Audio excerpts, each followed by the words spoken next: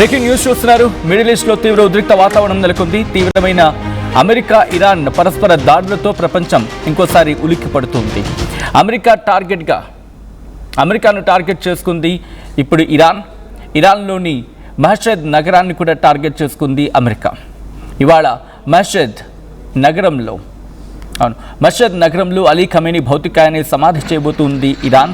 కట్టుదిట్టమైన భద్రత నడుమ కొనసాగుతూ ఉన్నాయి ఖమేనీ అంతిమ యాత్రకు సంబంధించి ఆ పరిస్థితి. ఇప్పటికే నగరంలో భారీగా జన సమూహం ఉంది. అంత్యక్రియలకు హాజరయ్యారు ఇరాన్ ముఖ్య నేతలు. ఇదే అదునుగా దాడి చేయాలని అమెరికా ప్లాన్ చేస్తుంది. అమెరికా టార్గెట్లో మష్హద్ నగరం ఉంది. ఈ నేపథ్యంలోని జాగ్రత్తలు తీసుకుంటుంది ఐఆర్జీసీ.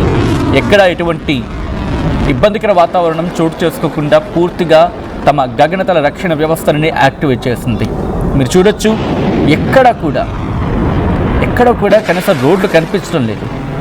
పూర్తిగా అక్కడికి చేరుకున్న ప్రజలంతా కూడా అయతుల్లా అలీ ఖమేనీ అంత్యక్రియలకు హాజరై తుది వీడ్కోలు పలికేందుకు చేరుకున్న వాళ్ళంతా కూడా.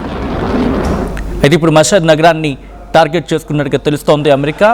ఈ అంశానికి సంబంధించి ఇరాన్ చాలా బలంగా నమ్ముతుంది. ఎందుకంటే మీకు గుర్తుంటే ట్రంప్ గత కొద్ది రోజుల క్రితం వార్నింగ్ ఇచ్చారు.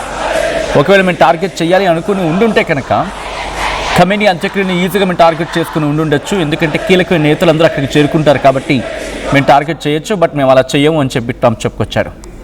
బట్ ఇప్పుడు మిడిల్ ఈస్ట్లో మళ్ళీ ఉద్రిక్తత పెరుగుతున్న క్రమంలో అమెరికా ఇరాన్ పరస్పర దాడులు చేసుకుంటున్న సందర్భంలో ఇప్పుడు ఏం జరుగుతుందా అని చెప్పి యావత్ ప్రపంచం ఒక్కసారిగా మళ్ళీ ఆందోళనలో పడింది.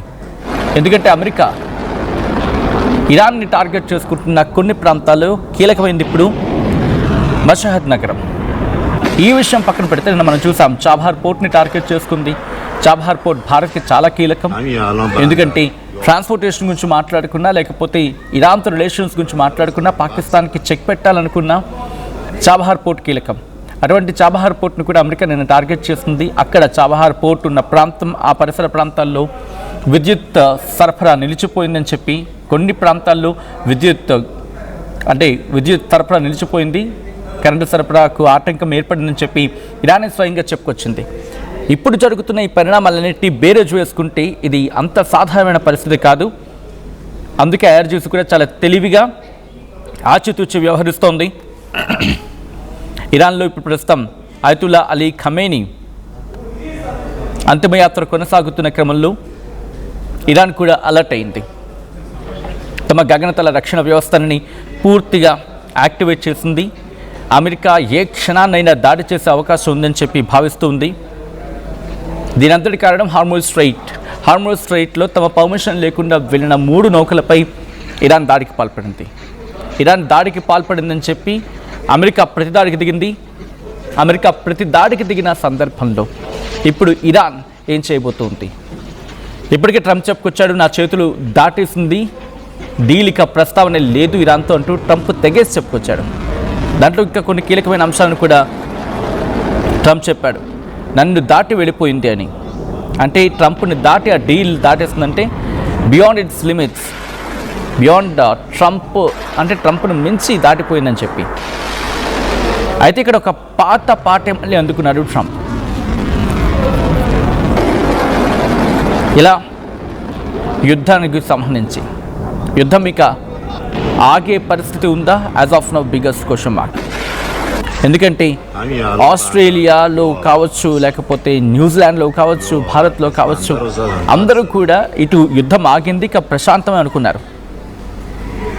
కానీ యుఎస్ బేస్ మీద ఇరాన్ దాడికి పాల్పడడం, మరి ముఖ్యంగా అటుగా వెళ్తున్న హార్మోజ్ స్ట్రైట్ నుంచి వెళ్తున్న ఆ వెషల్స్ కావచ్చు, లేకపోతే షిప్స్ మీద దాడికి పాల్పడడం, ఆ తర్వాత ప్రతిగా అమెరికా దాడికి పాల్పడడం, దానికి ప్రతిగా యుఎస్ బేసెస్, మిడిల్ ఈస్ట్లో ఉన్న యుఎస్ బేసెస్ మీద ఇరాన్ వాటిని టార్గెట్ చేయడం, ఆ తర్వాత మళ్ళీ నిన్న చాబహార్ పోర్ట్ మీద అమెరికా టార్గెట్ చేయడం, ఇవన్నీ చూస్తూ ఉంటే ఎటువంటి పరిస్థితులు ఉన్నాయి ఇట్లా అర్థం చేసుకోవచ్చు.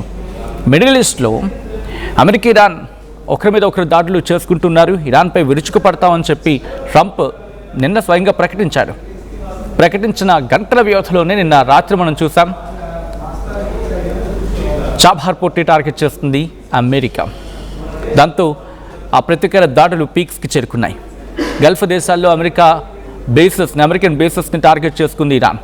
బహ్రెయిన్లోని యుఎస్ నేవీకి సంబంధించిన 5th ఫ్లీట్ హెడ్ క్వార్టర్స్లో మంటలు చెలరేగాయని చెప్పి ఇరాన్ మీడియా చెప్పుకొచ్చింది. దాంతోపాటు కువైట్లోని యుఎస్ బేసెస్ మీద కూడా దాడులు చేస్తామని చెప్పుకొచ్చింది.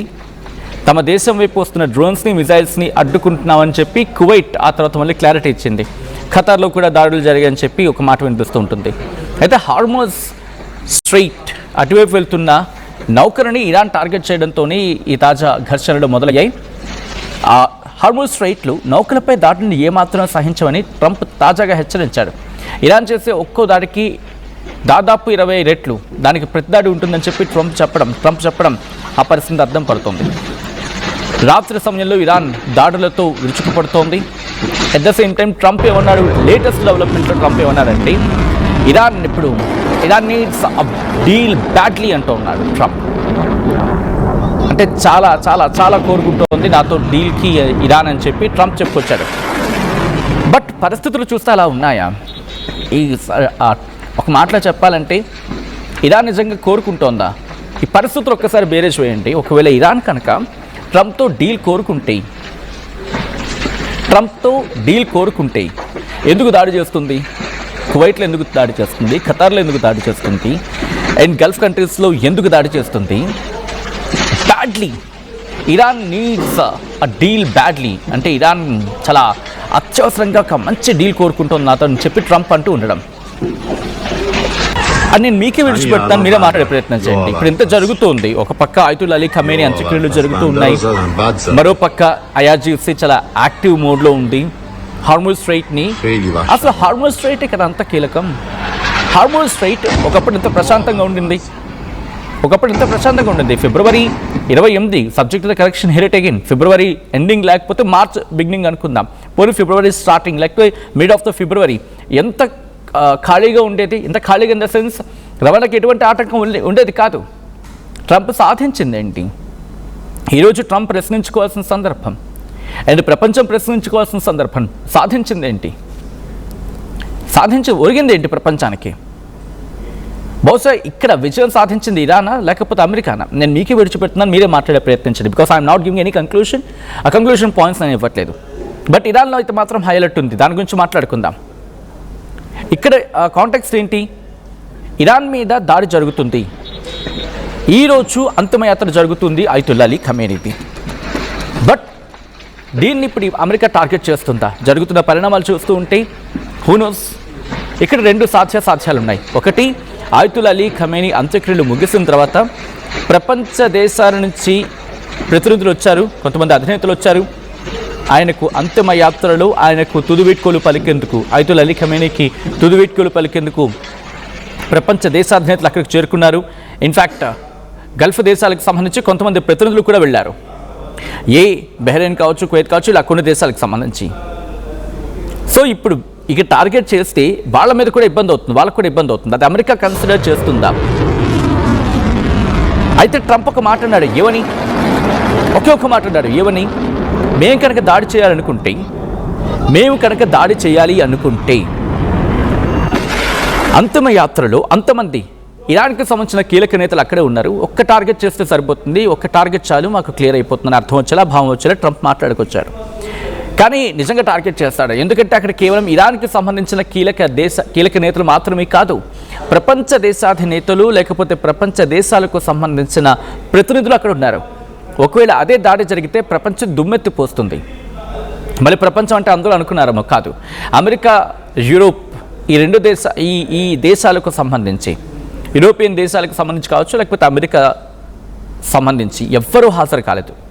కాబట్టి ప్రపంచంలో వీళ్ళిద్దరు మినహా మిగిలిన దేశాలకు సంబంధించి దాదాపుగా హాజరయ్యారు. నిన్న కూడా ఒక వీడియోలో మనం చెప్పుకొచ్చాం, RTV ఆర్ స్ట్రీమ్ వీడియోస్, ఆ వీడియో సెక్షన్స్లో మీరు చూడొచ్చు. ఒక వీడియో ఉంటుంది. ప్రపంచంలో ఇంతవరకు ఎవరి అంతిమ యాత్ర లేకపోతే అంతిమ యాత్రకు సంబంధించి ఇంత పెద్ద ఎత్తున జన సమూహం వచ్చిందనేది ఒక వీడియో సెక్షన్లో ఉంటుంది, మీరు చూడొచ్చు. ఇప్పుడు చూస్తున్న పరిణామంలో టార్గెట్ చేసే అవకాశం ఉందంటే కనుక as of now biggest question mark, no. ఈ నేపథ్యంలో అమెరికా ఖమేనీ అంతిమ యాత్రను టార్గెట్ చేస్తుందా? మీరేమనుకుంటున్నారు? కమెంట్ చేసే ప్రయత్నం చేయండి. This is or disturbing content. Video description is highly advised. ఈ కథనం మిమ్మల్ని కాస్త కవరపరచవచ్చు. దీనికి సంబంధించి తగిన జాగ్రత్తలు తీసుకోవాలని RTV సూచించడం జరుగుతోంది. ఒక్కసారి ఆ విషయాలు చూద్దాం.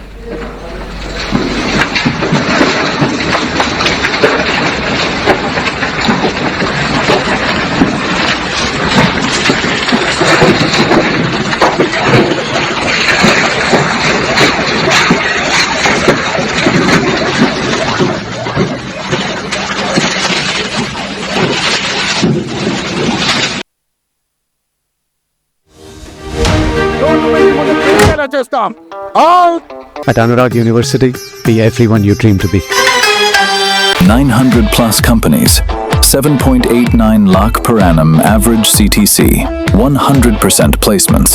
KL deemed to be university. Pure in its form with grace made noble.